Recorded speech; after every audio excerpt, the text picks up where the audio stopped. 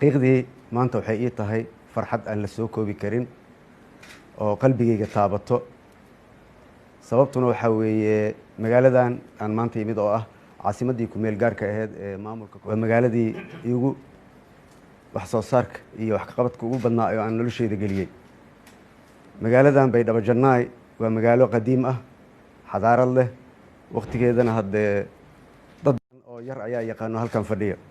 marka aad ayaad ugu mahadsan tahay madaxweyne inaan halkan imaado, adigoo igu soo dhaweeyey igana codsaday inay noqoto magaaladii ugu horreysay oo aan u imaado shaqo intaan xafiiskan qabtay.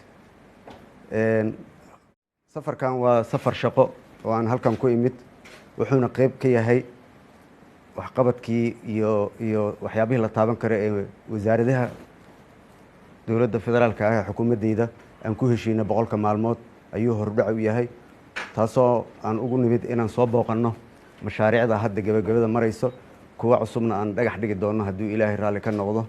marka farxaddaas waa ku mahadsantahay si aad noogu soo dhaweysay. idinkana waxaa idin leeyahay magaaladan magaalo barwaaqo oo allah ka dhigo.